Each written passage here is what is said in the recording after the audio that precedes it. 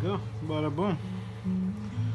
Alright, so the next step is we need to tin the ends of the battery.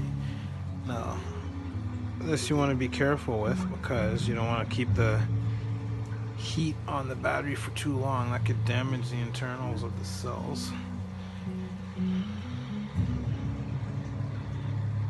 Alright, Maymare, sit. Right, so I'm going to attempt tinning the batteries right now.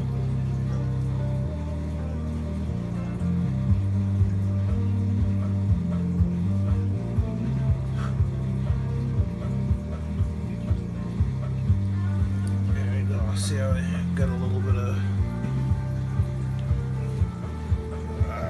only thing with this stuff is it melts pretty quick, so you're going to keep pulling it out.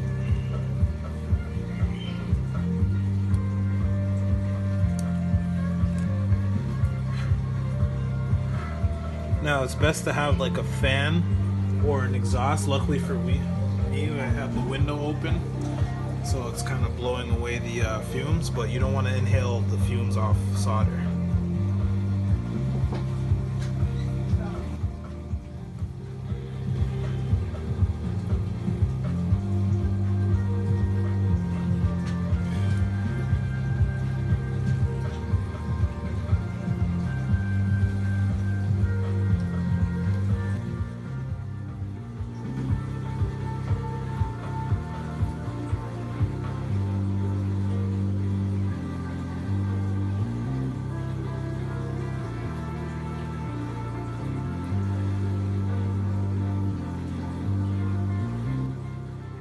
So the next task is to run the copper wire across the terminals on the batteries. Now what we're doing is connecting 3 batteries in series and 5 of them in parallel. So it's called a 3S 5P battery system. So it'll give us roughly 12 volts.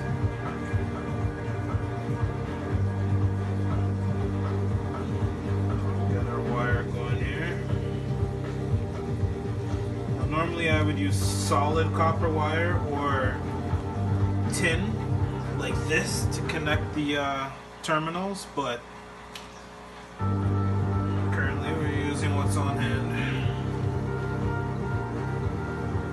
So first roughly measure out the distance that you need, and then a little bit. So we need roughly that much there. So now that we have our length, roughly we'll need 6 lengths that long, so we'll just use the first one as a template and we'll cut all the other 6.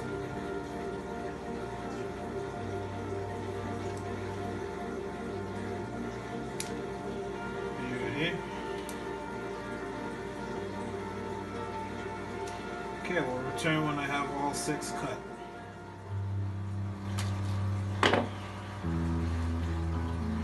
Okay, now you can return. Alright, so now we have all 6 pieces cut.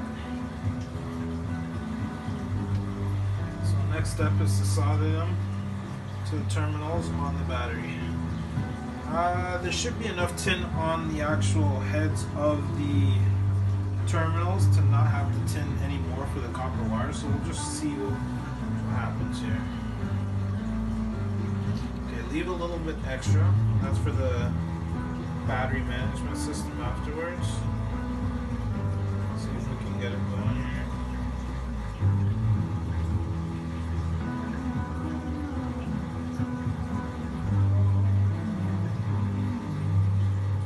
There we go. Beautiful.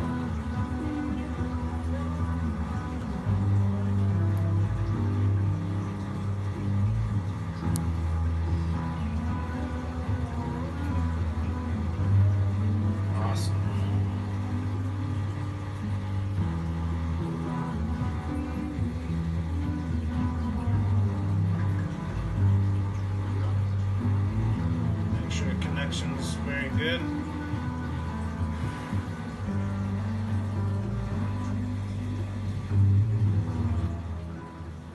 Alright, so now we have both sides of the battery with the copper connectors.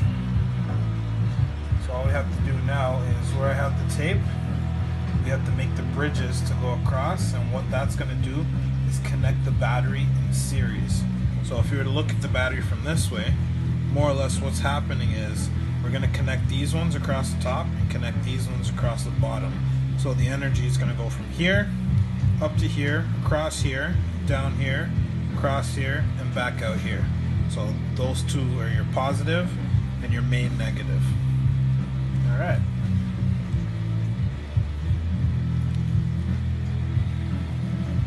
So we'll continue using the copper. All we gotta do is just measure a little piece like that, say about 3/4 of an inch. And we'll just cut little pieces that big.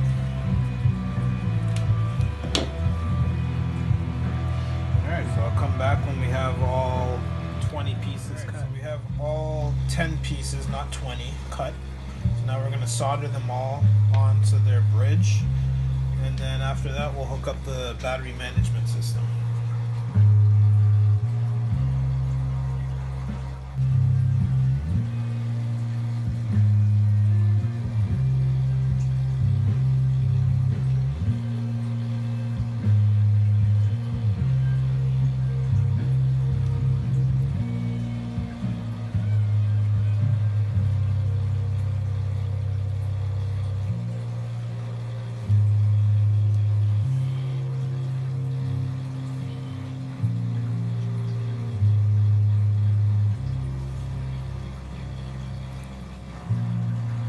There's one side done, so come back when we have the other side finished. So now we have the battery with all the bridges going across.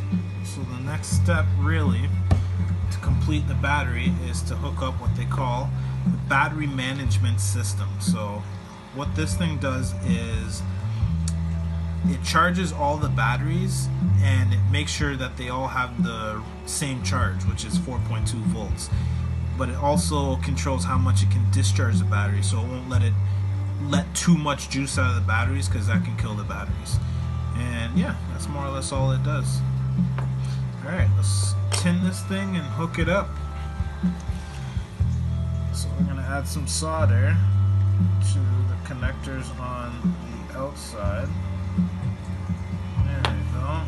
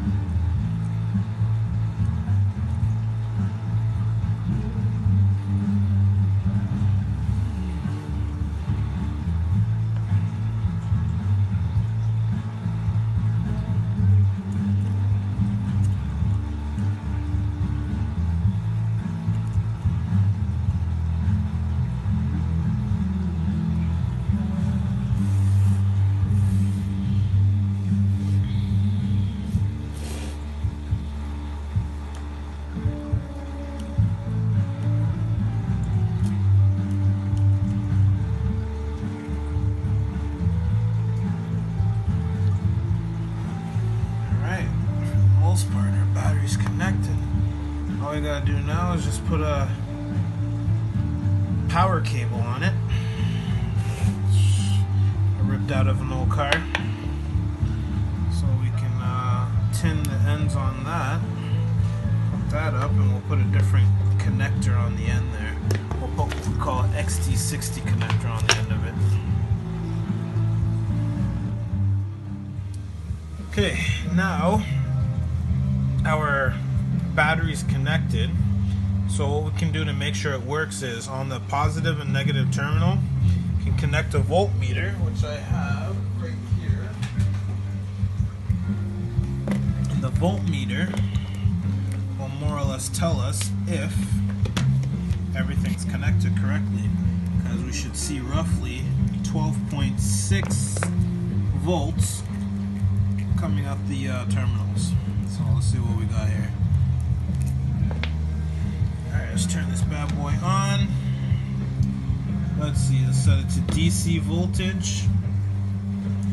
Positive, negative. Let's see what we got. Negative. Alright, so we're getting 13 volts. So yeah, I'll put the reader over here so you guys can see it. And we will set it to a, let's see. Set it to a smaller number. Like that. There, we'll move the decimal place. So we should see roughly 12.6. Oh, look at that. 13.1 volts. So we're getting even more voltage than we want. Beautiful. This is a strong battery pack. Excellent. So everything's working like it should. Okay. So now we are going to make the connector for the battery. So what you want to do is, with your wires, positive, negative, slide your shrink wrap on.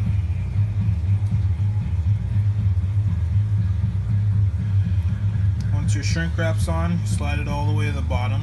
That way the heat from the soldering gun won't affect it. Whew, that was close.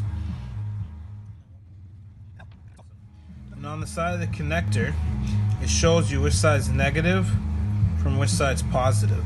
So you just connect your red to positive, black to negative.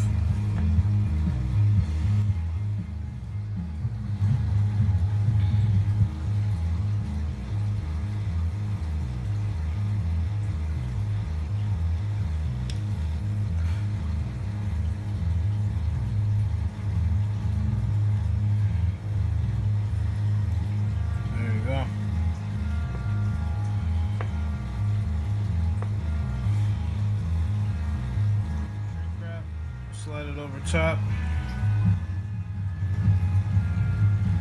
You can take the heat gun itself, just hold it close to the actual shrink wrap itself, and just to heat off the gun to the battery pack when it's complete. So we're going to connect negative to negative. And this is the crucial part, not to short circuit, because you will get a severe spark at this point.